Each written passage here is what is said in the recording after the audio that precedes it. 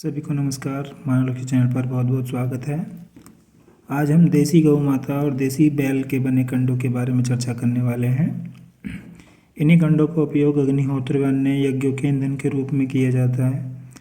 लेकिन इस प्रकार के कंडे जिस तरह के कंडे गाँव में बनाए जाते हैं वो वाले नहीं चलेंगे। वो चूल्हे में उपयोग करने के लिए सही है, पर अग्निहोत्र के लिए उस तरह के कंडे नहीं चलते। तो उन जो अग्निहोत्र से भरपूर नतीजे पाना चाहते हैं तो कंडे बनाने का तरीका बदलना होगा। अग्निहोत्र के तांबे या मिट्टी के पात्र का आकार निर्धारित है। इस छोटे से पात्र में आसानी से जमाए जा सकें इतनी मोटाई के कंडे होने चाहिए, यानी कि 1 सेंटीमीटर मोटे या एक ज्वार या गेहूं के रोट के बराबर। ठीक है, आकार भी कंडों का रोट के बराबर जितना हो, मतलब रोटी जैसा, तो बहुत अच्छा होगा। इन कंडों को आप पक्के फर्श पे बनाने का प्रयास करें या किसी तिरपाल, जो प्लास्टिक की तिरपाल होती है जिस पे मतलब प्लास्टिक के अवशेषों का उपलों में ना लगे, जिस तरह से उस तरह की जगह पे आप बनाने का प्रयास कीजिए। और उसमें आप ध्यान रखिए कि मिट्टी, कंकड़, पत्थर, कचरा आदि कोई विजातीय तत्व नहीं मिल जाए। इस प्रकार के कंडों को संग्रहित करना भी आसान होगा तथा अग्नि पात्र में ये जलते भी बहुत जल्दी हैं। तो यदि इन कंडों को 2 टुकड़ों में तोड़कर सीमेंट के खाली मतलब जूट की बोरी में भर के रखा जाए, संग्रहित किया जाए, तो बरसात के मौसम में भी वो सूखे बने रहेंगे और उनमें धूल आदि भी नहीं जमेगी। ताजे गोबर को कंडे बनाने के लिए उठाते समय ध्यानपूर्वक देखें कि गोबर के नीचे की जो सतह है उसमें क्या कंकड़, कचरा, घास आदि ना लगा हो तो निकाल दें। गाय के गोबर को वेदों में बहुत महत्व दिया है। उसमें एक सूक्त बताया है कि गंध द्वाराम दुराधर्षा नित्य पुष्टाम करिशिशिम। जिस तत्व के कारण संपूर्ण जीवन प्रकाशित हो उसे श्री कहते हैं। ऐसे श्री सूक्त में ऐश्वर्य का निवास करिशिणी कहा है, यानी गाय के गोबर का सूखा कंडा। संपूर्ण जीवन को प्रकाशित करने वाली शक्ति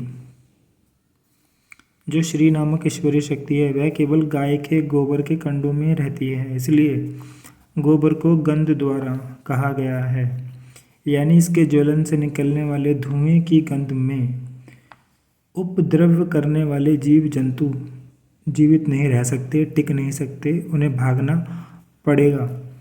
गाय के गोबर के कंडों का दूसरा विशेषण है दुराधर्षा, यानी इसकी यह जो कीटाणुनाशक शक्ति है इसकी बराबरी अन्य कोई भी पदार्थ नहीं कर सकता। तीसरी बात है नित्य पुष्टाम, का अर्थ है नित्य स्वस्थ समद्वि संपन्नता देने वाला। अग्निहोत्र कुटी में जिस पात्र में अग्निहोत्र करते हैं वह पात्र सदैव एक स्थान पर रखा रहने दें। माँ मृत्युंजय और मंगल हवन अग्निहोत्र के पात्र में ना करके दूसरे पात्र में करें। इस दूसरे पात्र को कहीं भी रखा जा सकता है। कुटिया में अन्य यज्ञ करने की जगह भी बदली जा सकती है, परंतु अग्निहोत्र के पात्र की जगह हमेशा एक ही रहेगी। नित्य अग्निहोत्र भी एक ही व्यक्ति नियम पूर्वक करेगा। अन्य व्यक्ति जो वहाँ बैठे हो केवल अग्निहोत्र के मंत्रों का उच्चारण मिलकर कर सकते हैं, परंतु आहुति एक ही व्यक्ति ने देनी होती है।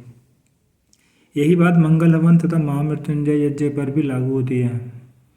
बड़े खेतों में 5 जगह अग्निहोत्र करना होगा। इसके लिए 5 व्यक्ति अलग अलग कुटिया में आहुति देंगे। नित्य अग्निहोत्र व यज्ञ करने वाले व्यक्ति किसी कारणवश बीमार हो जाएं तो उन्हें या यात्रा पर जाना पड़े तो उनके विकल्प के तौर पर उनके स्थान पर अग्निहोत्र व यज्ञ कर सकें। ऐसे व्यक्तियों को भी प्रशिक्षित कर तैयार रखना चाहिए ताकि वे सभी यज्ञ नित्य और नैमित्तिक रूप से नियमित होते रह सकें। यदि खेत की सीमाओं पर मेड़ की तारबंदी कर दें या कटीले पौधे की बाड़ लगा दें तो खेत के पौधे पशुओं एवं अवांछित व्यक्तियों के उपद्रव से निश्चित और निडर होकर पनपेंगे। खेत में जब भी जाएं पौधे के प्रति प्रेम से उत्प्रेत मन से जाएं। दुष्टता, क्रोध, हिंसा आदि की भावना मन में रखने वाला व्यक्ति जब खेत में जाता है तो पौधे भयभीत हो जाते हैं, सकुचा जाते हैं, जिसका उनकी बढ़वार पर बुरा असर पड़ता है। यह वैज्ञानिक परीक्षणों से सिद्ध हो चुका है। किसान या कृषि कर्मचारी भी जब उद्विग्न या उत्तेजित मन स्थिति में हो तो खेत में ना जाए।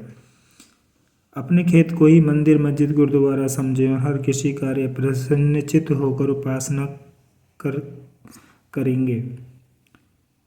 जैसा आपने देखा होगा कि हम जब भोजन करते हैं तो हम अन्न की किस तरह से प्रार्थना करते हैं, मंत्र बोलते हैं, लेकिन जहाँ से वह अन्न आता है हमारे खेत से,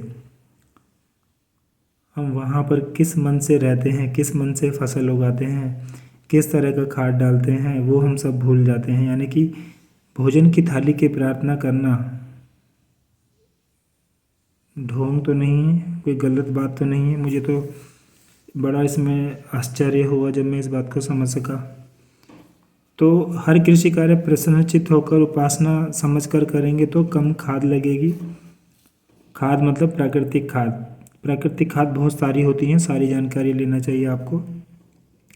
कम पानी मिलने पर भी उम्मीद से ज़्यादा पैदावार देंगे जब इस तरह से हम कार्य करेंगे। अग्निहोत्र कृषि पद्धति में इस तथ्य का अत्यंत महत्व है। अग्निहोत्र व अन्य यज्ञों में के मंत्र वेदवाणी होने के कारण यह प्रभाव उत्पन्न करते हैं। यज्ञों में मंत्रों का उच्चारण बुलंद आवाज में करें, परंतु चिल्लाते हुए नहीं।